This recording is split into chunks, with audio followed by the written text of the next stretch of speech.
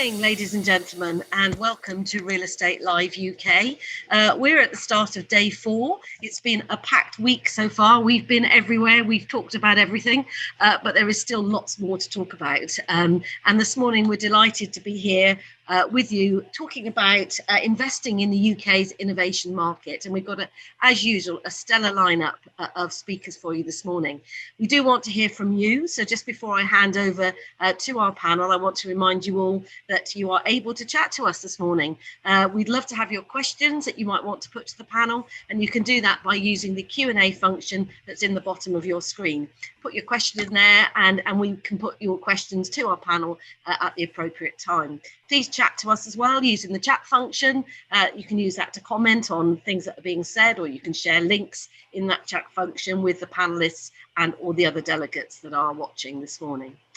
We also have a poll that we run at the start of all of our sessions this week, and we're just going to launch it now. And I'd like to ask those of you that are watching, take a few seconds just to tell us what the most important factor is that you think is in unlocking development and ensuring the continued strength of the UK real estate. Is it transport infrastructure? Is it technology and digital infrastructure? Maybe it's carbon zero. Or is it, as this panel, investing in innovation, but via grants, enterprise zones and similar structures? Is it about inward investment and FDI, delivery of housing, or social infrastructure and a skilled workforce? So it's a multiple choice. As I say, just take a few moments to tell us your views, and I'll share the results with you at the end of this hour-long session. So without further ado, I'm delighted to be able to hand over this morning to Naisha Polaine. Naisha Polaine is from DIT. She's the Senior Advisor of Large Capital and Capital Investment. Naisha, over to you this morning. Thank you, Catherine, and a big good morning to everybody out there in the virtual world.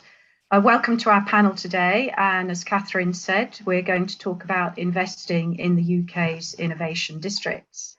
My name is Naisha, and as Catherine said, I'm the Senior Advisor to DIT's Capital Investment Team, and I'm also a Non-Executive Director for Hill Group, a top 15 house builder, recently awarded 3 Evening Standard accolades for their scheme at Fish Island Village in Hackney Wick, and we're very proud of that. We will add that to our trophy cabinet.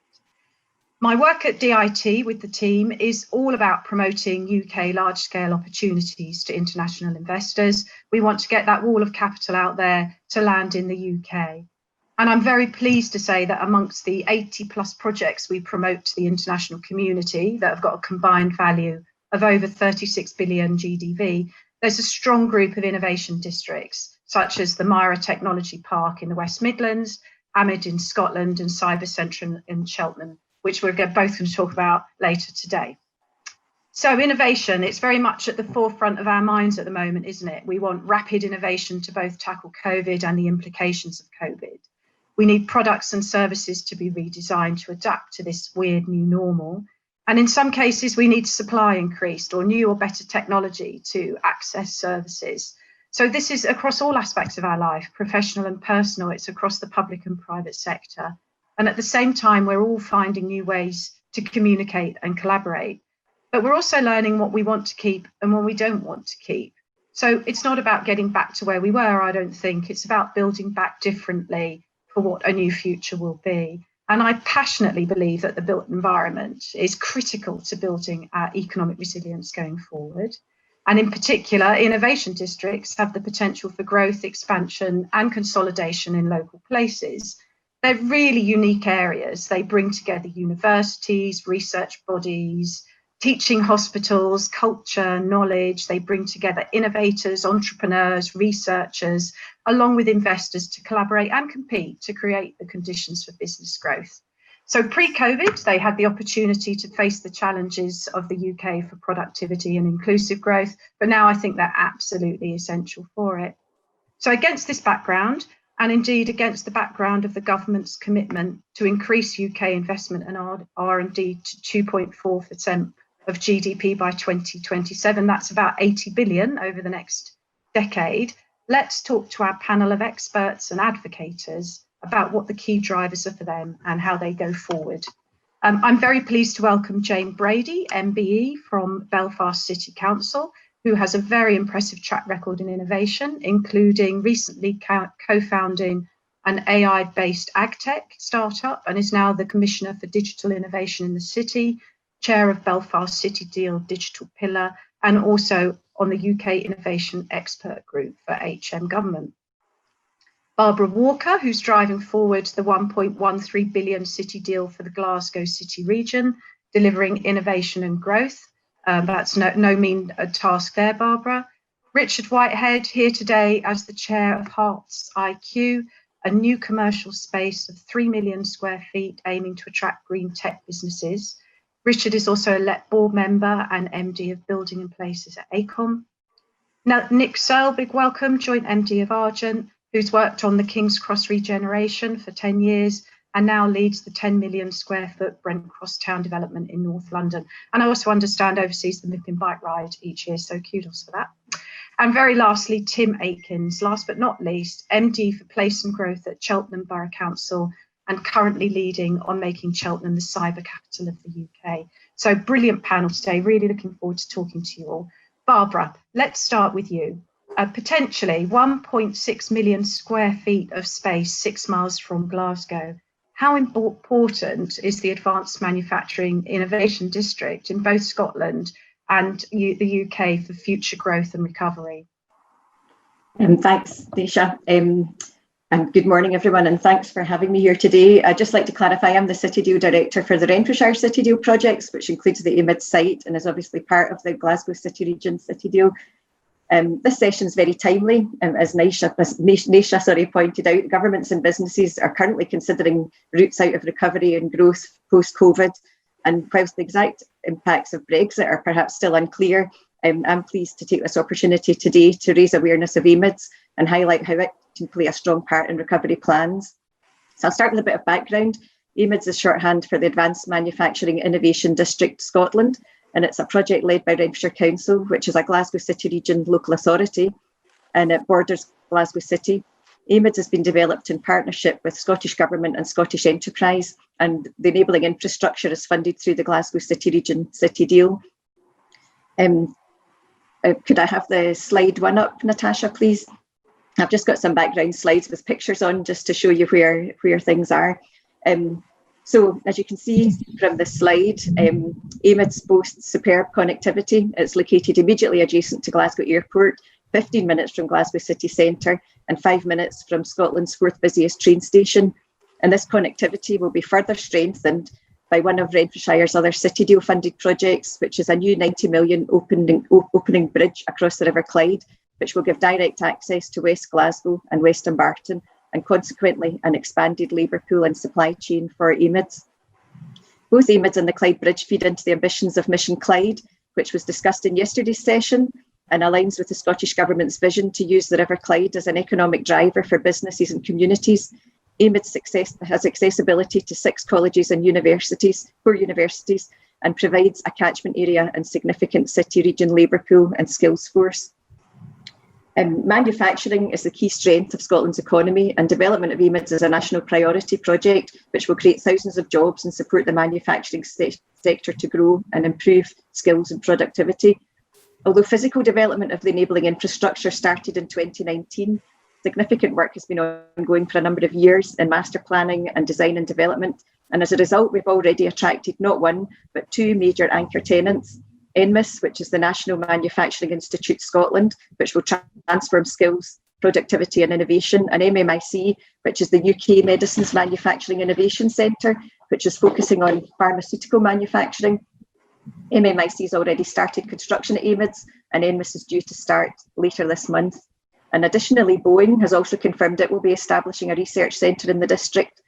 So already we can see the benefits of collaboration of the public, industry and academic sectors, working to improve business delivery, business opportunities, efficiency, and as a consequence, employment potential. At the heart of AMIDs is a 52-hectare site with the potential for 1.5 million square feet of development space. AMIDs can therefore accommodate many thousands of jobs and employment opportunities that will no doubt be required as we move to recovery from COVID. Fully developed, the district will boost Scotland's manufacturing sector by 350 million GVA annually.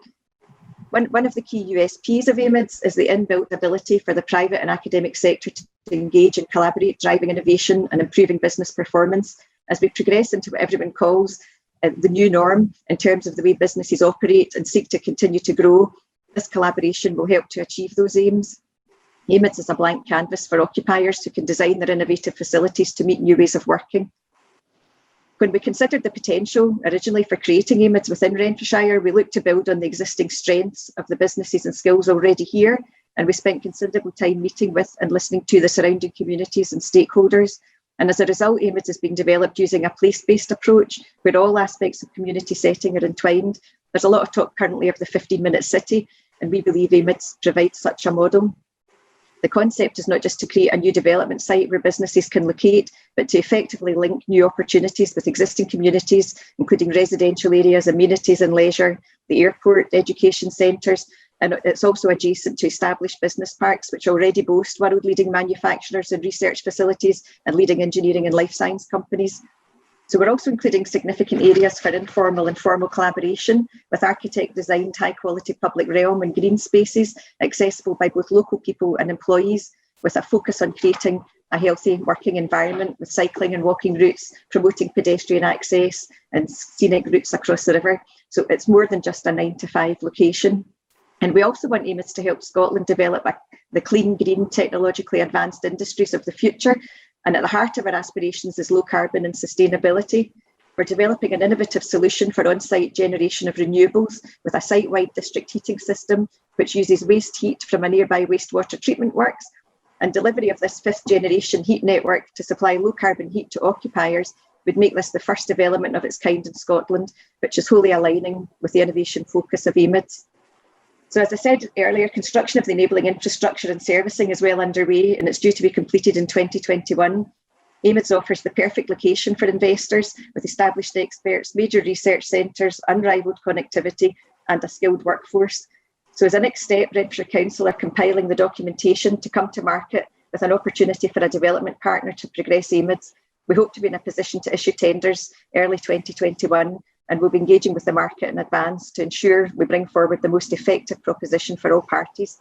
So any interested party should look out for these notices. And in parallel with procuring a development partner, we're continuing to engage with businesses who already see the advantages of being located at AMIDS and want to talk directly to us. So I hope that has given a brief insight into AMIDS and to get the discussion going today. Many thanks. Barbara, that's an amazing insight actually into what I know is an amazing project and driven forward with vision from all partners in the area and the community as well. And I'm hoping that in the discussion later, we can particularly pick up the role of education and what that plays in it. But I'm going to move on to Jayne. We're going to hop across the water and have a discussion around what's going on in Northern Ireland. Certainly, my work with DIT, I've got to know Belfast and Northern Ireland much better over the last few years. And it is an amazing centre for tech, digital and cyber and becoming renowned globally as such. Jayne, what role does digital innovation have in supporting the UK's recovery and growth? Thanks, Naisha, and really thank you for the opportunity to tell you about kind of the role that Belfast has in delivering that strategy for the UK. You gave me a brilliant segue in, Naisha, as you opened about the role of innovation, but as we have responded to the crisis, we have seen how critical innovation has been ensuring we navigate this, as families, through our jobs, through having this conference online, through accessing telemedicine. It's been a critical pillar in allowing us to respond. And again, I guess what has forced this is pandemics can force faster innovation, can accelerate the curve and provide tailwinds. Microsoft mentioned that in their last earnings call, that they've seen 2 years worth of digital transformation in 2 months. So I guess for me, the basics of innovation have been figured out to a level. And now, as we reflect and we build our recovery strategies, innovation and the acceleration of it is really a critical pillar. I guess fundamentally, investment in innovation makes really sound commercial sense. And ultimately, it's a defining characteristic of very successful economies. The benefits of innovation are experienced far beyond the districts that deliver them. They're in growth of clusters, they're in job creation, they're in new skills pathways and FDI, and they're in truly inclusive growth. Our figures here in Belfast, for every spend of £1 in the economy, in investment in innovation, there's a return of £7. So it's not a cost, it's actually an investment in terms of delivering those outcome GVA figures. And I guess countries and regions that fail to invest in R&D are relatively poor, they've got lower productivity, and their competitiveness also struggles. And I guess what we have seen in Belfast particularly is how resilient the innovation sector has been. You know, we've implemented rapid reskilling from the jobs which unfortunately have been threatened as part of the pandemic into areas of high-tech growth, such as fintech, cyber, AI, that are core pillars that we're delivering through our innovation zones within Belfast. You mentioned earlier as well that the UK government have seen the importance of investing. They've always acknowledged it, but in doubling their investment in innovation, and they've committed through their roadmap to double investment in public sector R&D and innovation from 11 billion to 22 billion over the next 5 years. So putting innovation really at the core and pillar of developing that transformation strategy. And as you mentioned earlier, I'm delighted that I've been appointed to that group to support in developing those strategies over the next number of months.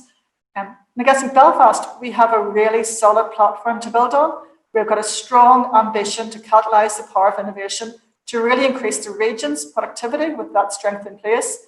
And we also acknowledge, and we've all acknowledged, that due to the asymmetric impact of the pandemic, the economically disadvantaged need to be really built into this strategy of recovery and innovation. And we need to expand priorities beyond our traditional GDP growth. I guess we'd say that innovation can deliver a recovery that not only has a rate, but also has a direction. And we're certainly doubling down on our efforts to make sure that our strategies are both inclusive and sustainable. Our background in Belfast is a really strong history of creators and inventors, and you talked your experience with DIT. It's very much in our DNA, and we are a really resilient entrepreneurial community. And I guess our focus draws from a deep well of research excellence. So we have two really strong and world-class universities here within Northern Ireland, based in Belfast and its regional area. And we have a strong digital economy with areas such as fintech, cyber, bioscience, and emerging in AI. And I guess looking at that as well in terms of where we are looking towards investments and forward-looking, we are, and I'm part of the team within the digital pillar chairing this, but we are looking for investments to solidify this growth through our $1 billion investment in the Belfast Region City deal. We're investing in research excellence, doubling down in those core areas of centres of excellence within our universities, but making sure that there's a translation impact. And I guess if you look kind of back towards those big strategic decisions that we've made, I guess a key one of those was the investment around 15 years ago to focus on cyber as a key area of defence. That was a very research-based academic decision from our leadership team within the universities. They decided to relocate down to a brownfield centre in our Docklands and invested before cyber actually was significant in the radar. So they were betting on the future of AI and data and security and building from our background in networking technologies within Belfast. 15 years on, I shared the link, we have just been defined as one of the 8 clusters in the Royal Society's Research and Innovation clusters on the back of kind of Brookings analysis. That investment, that long-term strategic investment 15 years ago, has supported the development of 40 companies, employing about 1,600 cybersecurity professionals, delivering 16 million in salaries to the local economy. And we're now the #1 US FDI investment location for cybersecurity. So I guess those long-term innovation strategies following through in terms of that impact into the broader economy. And I guess based on those kind of long-standing platforms that we've built, we really strongly believe that now more than ever, our ambition and our proven track record of turning this research into wealth is a really critical pillar to underpin our future innovation growth from the city, but also to provide a key aspect in delivering the UK's recovery and levelling up plans. Thanks. Jayne, thank you for that really comprehensive overview. And I'm really fascinated actually that you've drawn out the issue around the need for vision and leadership over a long period. You know, it takes 15 years to be an overnight success. And I hope in the discussion we can draw that out a little bit further, actually. I'm going to turn to Nick now from Argent. King's Cross, Nick, has been the most extraordinary transformation since 2001. It's a beacon of best practice in regeneration, the apex of the Golden Triangle, and now you're looking at Brent Cross. How does Argent foster the climate where innovation and business growth can happen? Thank you, Naisha. I mean, King's Cross has been an extraordinary learning experience as much as anything else for all of us. It's been thought about over the last 20 years and developed over the last 12 or 13. I think some of the things that we do, which I think create the conditions for innovative businesses to come and be part of what we do. Firstly, we develop at scale. We develop at a very significant scale, and that allows people to come in and influence what we're doing as part of the process. They both influence the buildings, but they also have an influence over the nature of the place that we're creating. They also know that they're not going to be on their own. So when we talk to them, we talk to them very openly about other conversations and other businesses that we're having. And of course, and over time, they've been able to see that for themselves. I think the other thing is that we seek to co-locate ourselves with education and research. And that has been, both the University of the Arts and also the presence of the CRIC and institutions like the Wellcome have been really important to a lot of the businesses that have come and joined us. I think the other thing that is really important is that as a developer in these situations, that we have an attitude and we have very clear values which we express. And I think what happens over that period is if you are willing to do that, and if you're willing to put your head above the parapet and say that you believe in something, then you will find that you get a cluster of businesses and people who join you who have similar values and sharing that. The other thing we do, and this comes down to what every single business tells us, innovation businesses particularly, is that attracting the best staff is the most important thing that they have to focus on. So we spend a lot of our time thinking about quality of life as much as quality of work. In other words, why is it that somebody is going to want to work for this business in this place? And of course, a lot of that is down to the nature of the business themselves, but also where are we? What's the interconnected nature of that? And back to the values of that place and also the amenities that we provide. So, the mixed use nature of what we do, I think is actually a really important part of how we bring large-scale innovative businesses into our developments. They're not monocultural at all. I think the interesting thing about King's Cross also was that as we went through the process, we signed up the University of the Arts and everybody wanted to call us a creative hub. We then agreed a deal with Google and everybody wanted to call us a tech hub.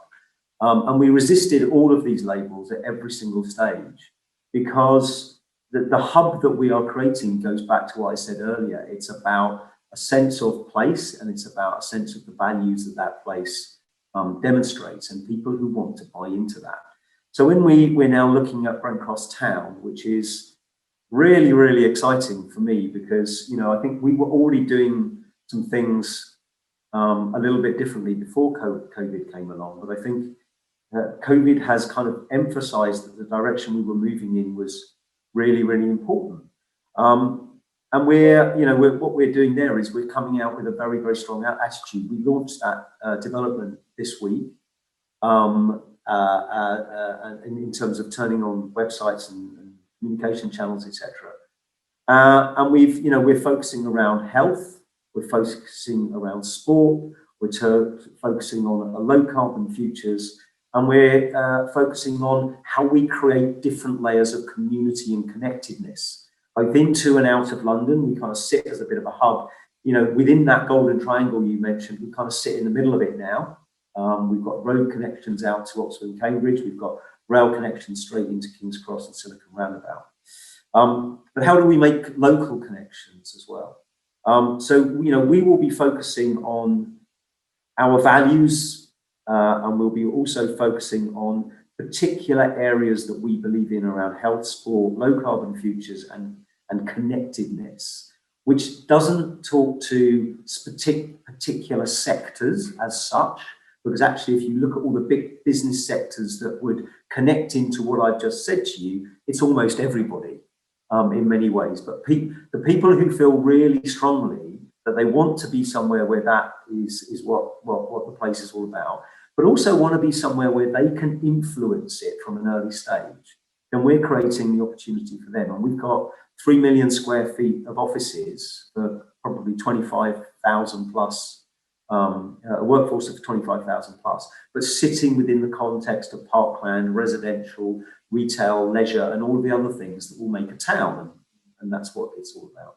So that's the angle we come from, and in going through that with that attitude and through that process, we think, and we're already starting to have some conversations that demonstrate that we can bring together a really eclectic mix of innovative businesses who are interested in the ecosystem that is created where they start to benefit from each other's presence.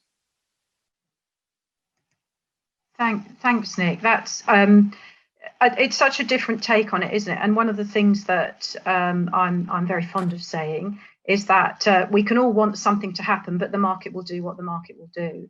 And the role of placemaking within that and how you create an environment, absolutely fascinating. I can see that actually we need to overrun by at least 2 hours to cover all these topics today because it's such an interesting area. I'm going to turn to Tim. Tim, you and I have been talking about the Golden Valley for a little while and what that means. I understand you're going to share some slides and a video with us to illustrate what's happening down in Cheltenham and with Cyber Central.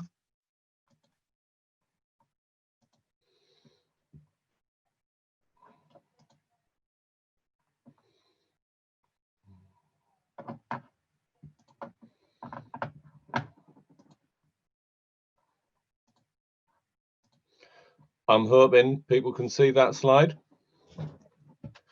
Can everyone see that? It's the national. Can you just see that? Just to confirm, I'm sharing.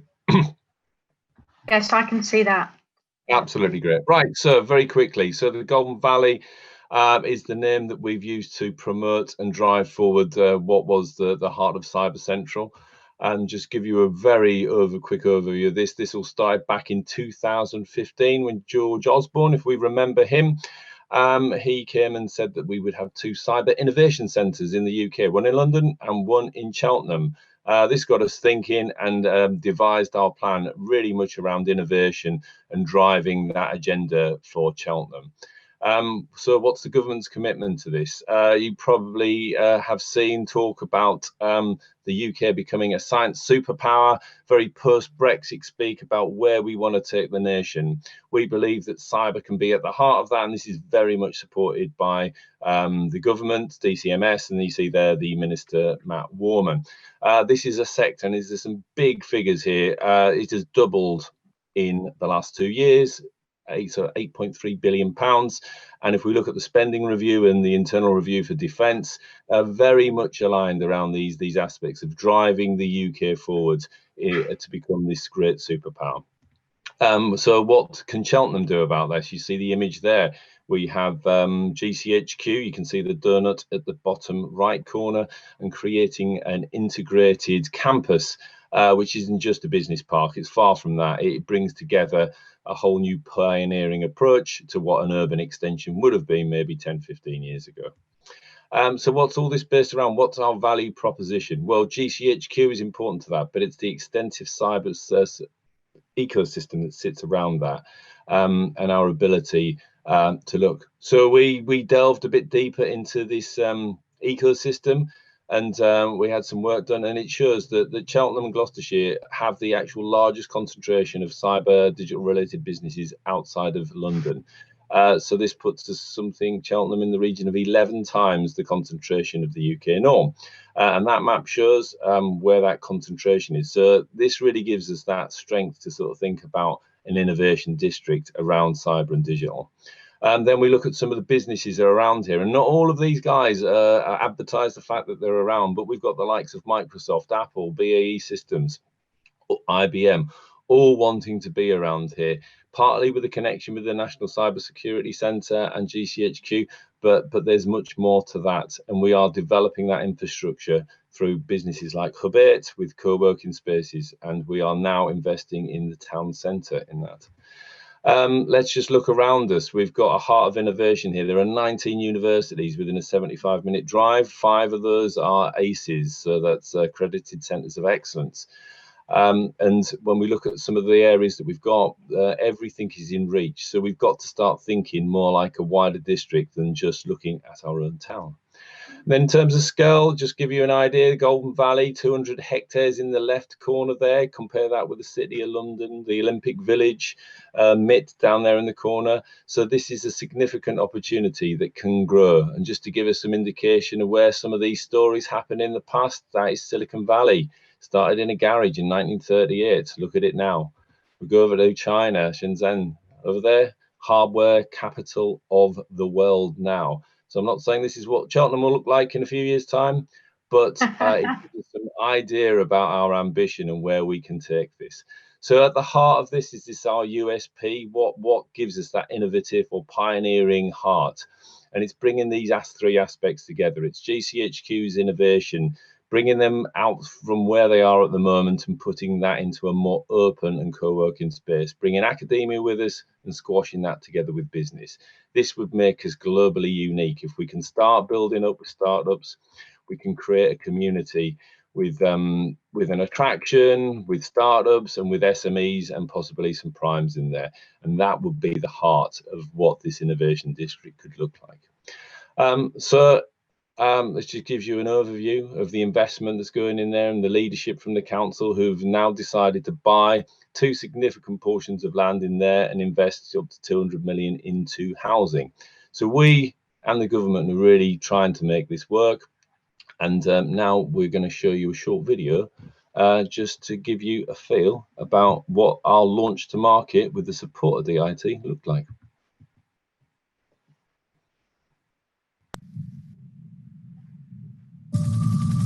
We're deflecting something like 4,000 cyber attacks daily. We're preventing 135 million connections to malware sites a month. We're going into a world that we don't fully understand. It's about keeping everybody safe. It's about keeping the lights on, the water flowing, energy, transport. The growth in the cyber industry is huge. It's going to continue to grow. And that gives us massive opportunity, but it's around lifestyles, jobs for people, and it's around regeneration. £8.3 billion going into the UK economy thanks to that sector, doubled in the last 2 years. We've got massive amounts of innovation and collaboration already happening between massive global companies such as Microsoft, Google, BT, and then working with those more innovative, smaller micro companies. What GCHQ provides us with, one of those magnets, one of those attractors. GCHQ site just across the road from it. We have the NCSC accelerator and a lot of our innovation space. I think this is a fantastic region to become a cyber tech hub. We're hugely committed to Cheltenham, Gloucestershire and the southwest, something like 8,000 employees in the region. We've got to keep on scaling now. So at the moment, we've got to keep up with demand. You've got this perfect quadruple helix of public sector, academia, big company, small company, and it's the fusion of those where we get the explosions. Bringing great minds together to collaborate and innovate and be pioneers, that's the place that we're trying to create. The Cyber Central project brings together a synergy of homes, of jobs in a fantastic environment. We have world-class festivals, areas of outstanding beauty within the landscape, and we also have an absolutely fantastic schooling system. We can't do it here, but we have all this cybersecurity intellect. Where else can we do it?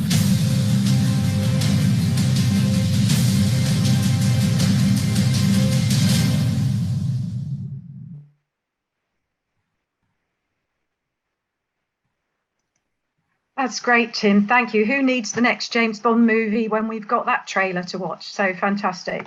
I'm going to move on to Richard. Richard, 30 minutes from London, Hearts IQ, an impressive public-private partnership at the heart of it. How important do you think it is for businesses at Hearts IQ to be locating within an innovation district focused on modern construction that supports the sustainability agenda? Thank you, Naisha, and apologies for leaving my chair there. One of the lots of benefits with working from home, but when the window cleaner turns up, it always comes at precisely the wrong moment. It's been great to hear some of the great work going on for the different councils, city council, and borough councils. I mean, ACOM has a presence either in or very close to all the locations that the panel are speaking from. So it's really great to hear the great work that's happening. Hearts IQ is an enterprise zone, and it's our enterprise zone adjacent to Hemel Hempstead, just off junction 8 of the M1. It was designated enterprise zone in 2017. And again, like many of the panel today, we set the strategy for the enterprise zone around leveraging our assets. So we're focused on 3 main areas or 3 main sectors: modern methods of construction, smart construction, then green technology and sustainability, and lastly, but not leastly, agri-tech. The enterprise zone is we think a fairly unique partnership. It brings together Hertfordshire Local Enterprise Partnership, the 2 local authorities, Dacorum Borough Council and St Albans City and District Council, and Hertfordshire County Council, as well as BRE, Rothamsted Research, and the University of Hertfordshire.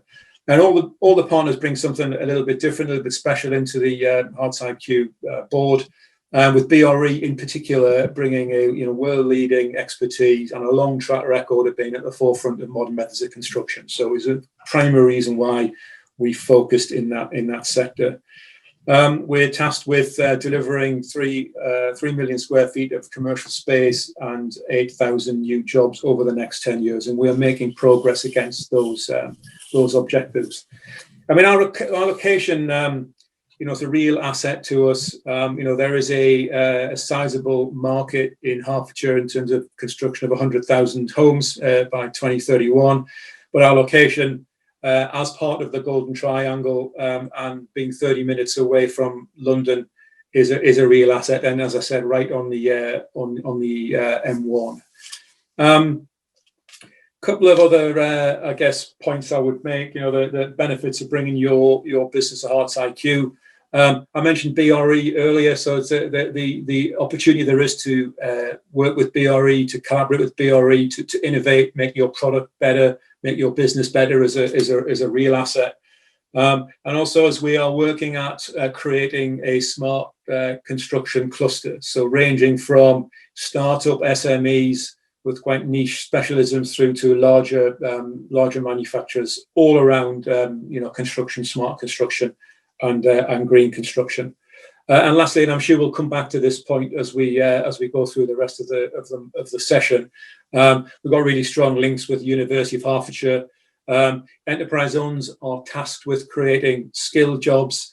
It's in the past there's been criticism of not delivering on that promise, on that task, and the involvement of University of Hertfordshire, along with Rothamsted and BRE, is really helping us focus on the creation of those skilled jobs. So that the link into education, which again, all of the panel I mentioned this morning, is really important to deliver on the objectives that we've got.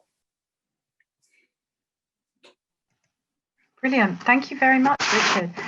What a stunning suite of projects and opportunities and thinking that you've all just seen. And I think the gift of the role I have at DIT is I have the most amazing insight and ability to see what's going on across the UK and things that I never knew were happening. It's been a real pleasure to have that role over the last few years. There's a number of questions in the chat bar that they would like the panel to answer, and I'm looking at them, and actually I think there's a really core thread running between them, which is anybody can call an area an innovation district, but actually what makes an innovation district the core ingredients that give it authenticity. And I think that would be a really good thing for us to just think about, and I think Nick actually touched on this, talking about the role of placemaking. So let's start with Barbara. What do you think about what are the core ingredients that give authenticity to the word innovation district? Yeah, well, that's something that I think I kind of tried to cover in my pitch, and that we were looking at local communities and what we already have, take advantage of what's already there. And then I was quite reassured by Nick's comments, because the things he was talking about, merging big and small businesses, links to academia, public sector, place making, having it somewhere where people want to work. It's not just an out-of-town business park where people pitch up, do their jobs and go home again. We want all this open space, a sort of healthy environment that people want to live and work. So that, and I think post-COVID even more so, I think more people now won't want to travel into a city centre and do a day's work and go home again at night. So it's making it the whole feel of the place, as well as obviously the innovation and what's actually being produced there, the low carbon, I think it's everything. I think it's the whole place. Yeah, thank you. Tim, I mean, what's your thinking about that? I mean, Cyber Central, its vision is vast. What are the core ingredients, do you think, that will actually make that an innovation district and be able to develop successfully? Well, it's bringing a development site. So part of 50% of it is about getting the right investors and developers behind it, and the rest of it is actually just bringing that unique proposition forward, because I think in this climate it's really challenging, because you look at it and part of it's just an office development, and you've got to turn that around and create an innovative hub and something which is actually unique and different. And it's that value proposition. And in our situation, we think we've got it, because there are businesses who want to be here, want to cluster around that bringing together of government and academia and business. But I think everywhere has got something, and I think the challenge now in this environment is about how we turn that investment opportunity that might have been a little bit easier historically into something which really makes a difference, and gets this sort of pioneering spirit out. And I passionately believe we've got that.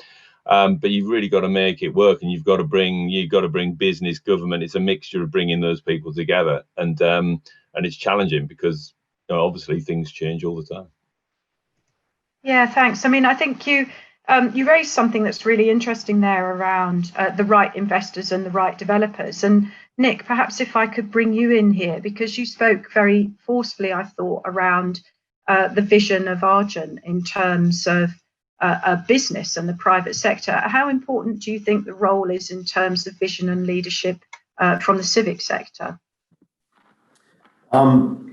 I think it's critical on all levels, and one of the things that I think is so important, and I think it is coming across in here, is that to make these things work, this is a long-term commitment to these things, and it is not something where often the traditional developer is in there to develop and sell and leave and move on to the next thing, and that's kind of what shareholders want, and all those kinds of things. I think you can't create these kind of places when that's how your business is driven. And so the public sector, we're building Brent Cross Town in partnership with Barnet Council. And I cannot tell you how important, how critical that relationship is, because it's demonstrating local political will, for one, to make this happen. And the second thing is, it is demonstrating that the long-term legacy to the borough is more important than just selling some land and getting some money and moving on. And that's critical, because the message it sends to us as developers, as long-term developers, and we're backed by pension funds and those kinds of things with a long-term view, and that's really important to us. But it also sends a really important message to the partners that we want to come and be part of this place, that we're not going to just build it, sell it, and then leave. And that the promises that we're making now about the nature of the place that they're moving into, and the kind of synergies and relationships that we're going to create between businesses, between people who live there and those businesses, and the kind of facilities that we're going to create long term is real. And it's not just some kind of pipe dream. And I think that is so important to the credibility of the development community. And by that, I mean both the private and the public sector. without that credibility and that belief that we're going to be there long term, making this happen, and actually supporting the initiatives and also evolving with it, because the reality is that what we say today is not going to be the same as what we're trying to do in 5 years' time. You know, on King's Cross, you know, we had to set out a vision for environmental sustainability in 2006. Well, funnily enough, the world moved on.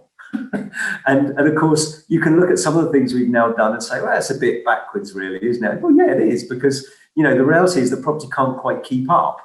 But we have to be flexible and adaptable and able to respond to the utter inevitability of economic, social and environmental change that's going to take place faster than actually we're able to react to in many places.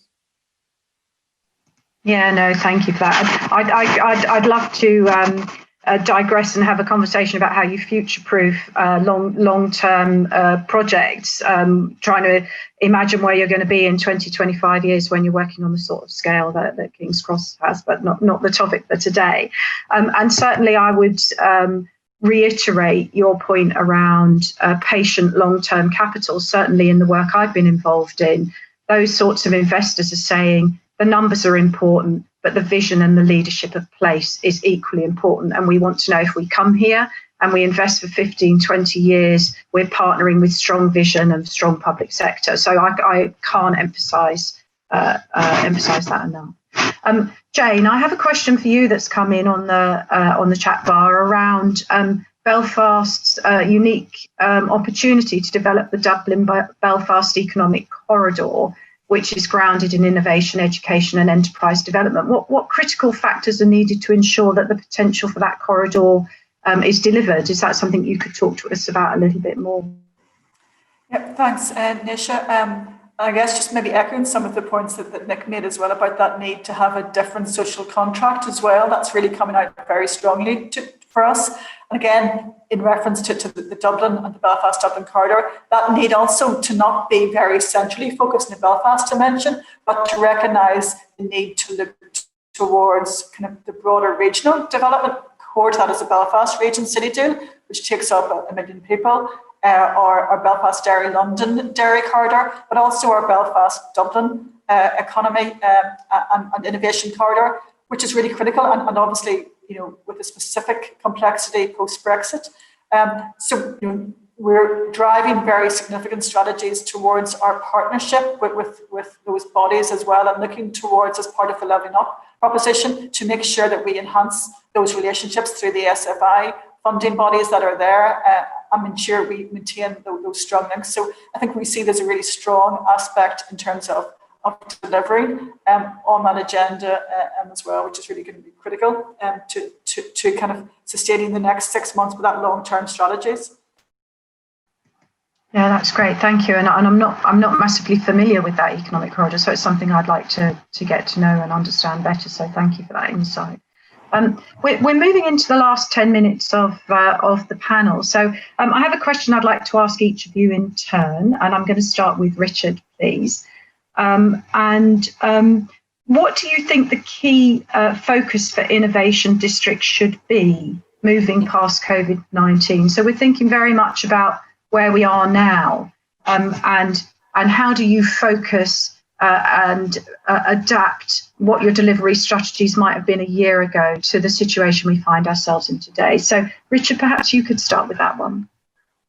I think you know, our location plays a little bit into the answer to that question. I mean, one of the key parts of our vision, which I think has become more important, is the creation of a place or placemaking. You know, if we want to find a change in the way people work, they will work more local to where they live.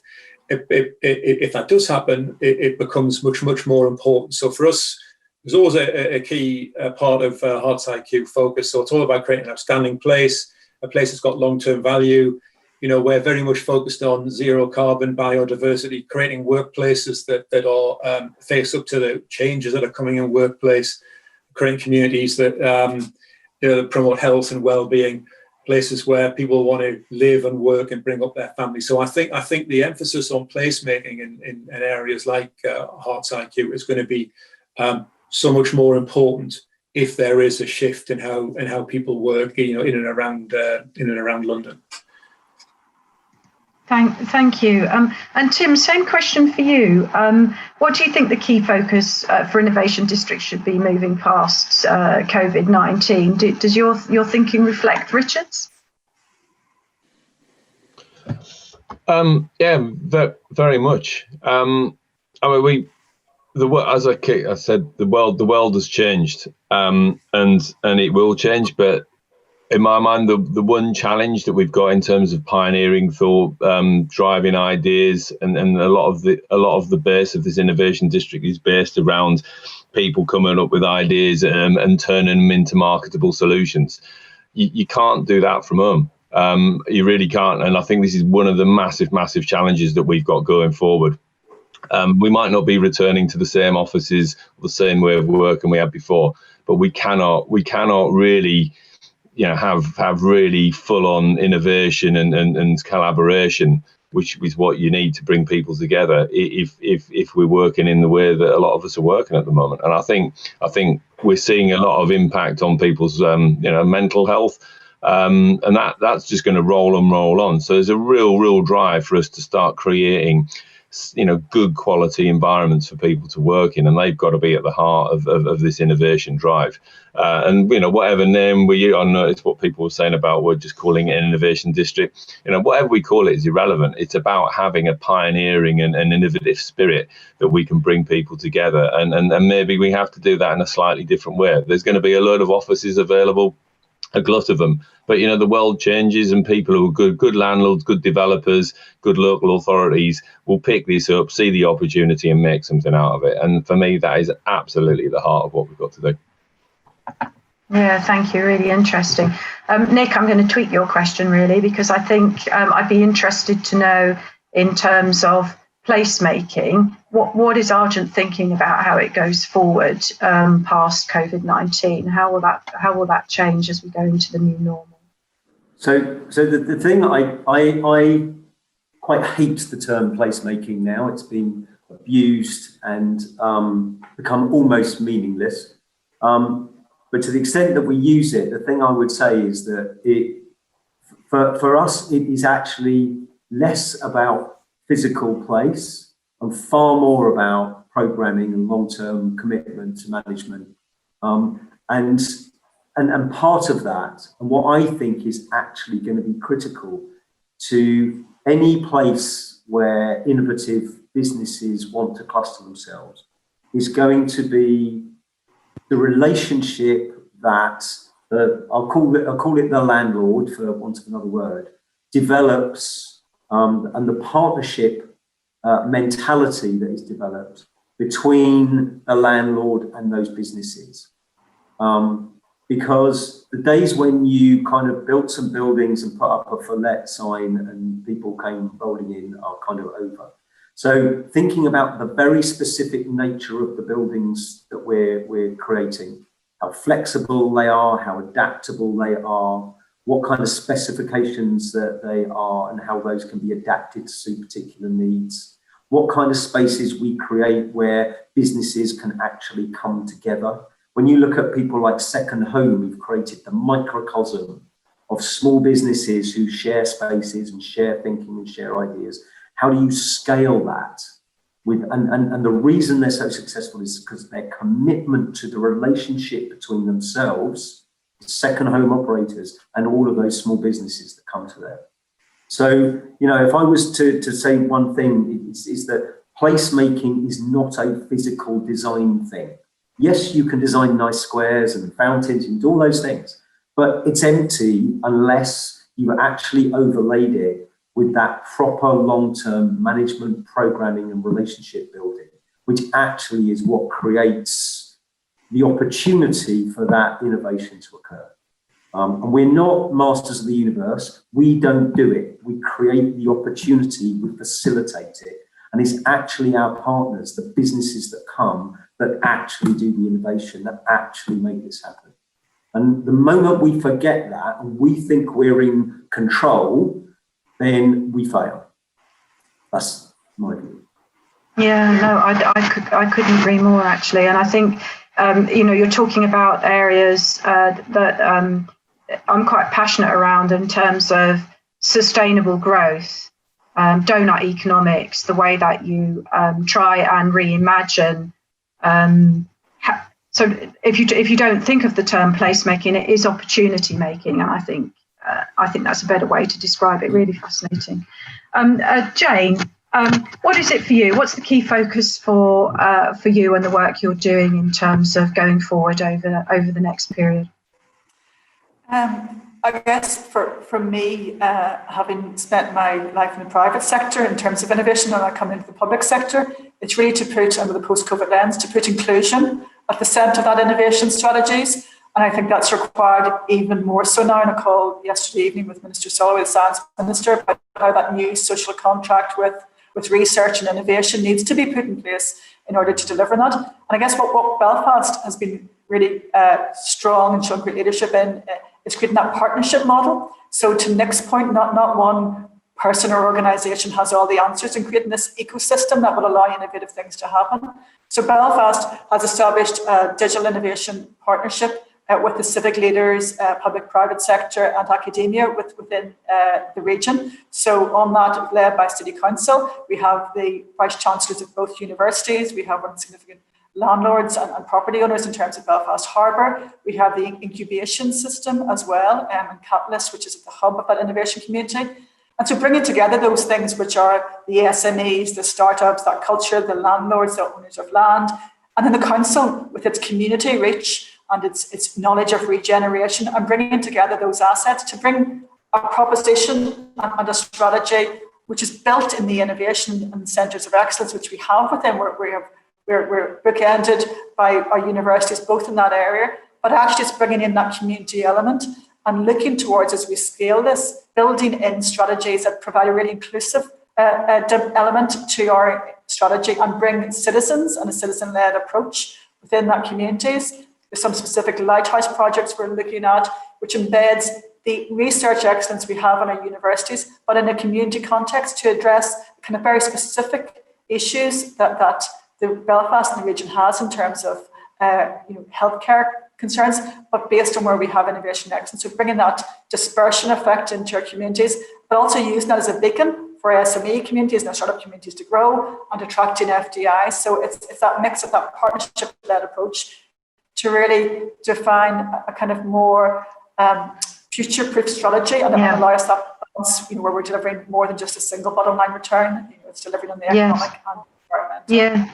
So real themes again around sustainable growth, and in the chat bar, there's a thread going on around how do you get diversity of thought, and so important actually in the world of innovation, but actually in anything, to have a good mixture of people contributing to how things go forward particularly when you're talking about change on this scale.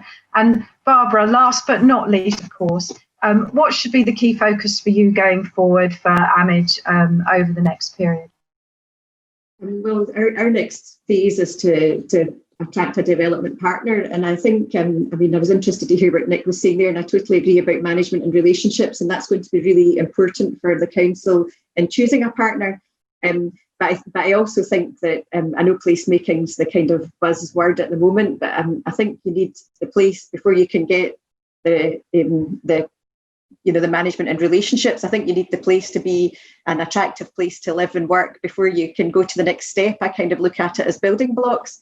And the council and the public sector, as Jayne was saying, the local knowledge, the local relationships, we're really keen in Renfrewshire to bring education into this. This is why we're so pleased to have MMIS and MMIC and the linkages to the universities and the other colleges. And what we'd really like to do, and I think it is a big challenge, is look very long term and align the curriculum to the opportunities and ambitions of young people.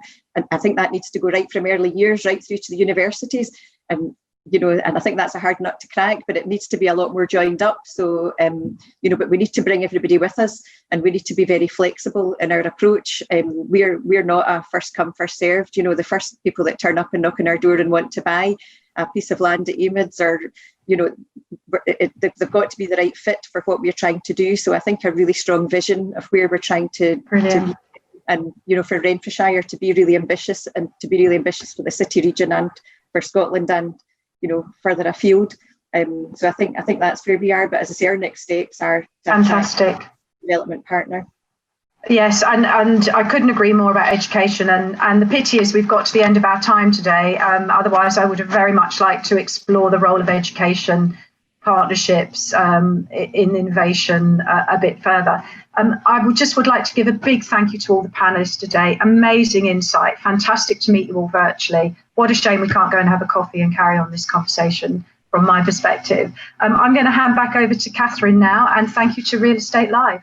Great. Thank you very much, Naisha. And thank you to all of our panelists this morning. It's been a riveting conversation. And the good news is that if you want to carry on the conversation, we are moving into another session later on today, which is talking about actually exactly what I think Nick was talking about. It's actually, I'm afraid, called placemaking in innovation. I know you said you don't like that word, but it is going to be talking about exactly what sort of ecosystem is needed to make innovation thrive in terms of the businesses and the environment that needs to be created. And that's happening later on the Real Estate Live platform.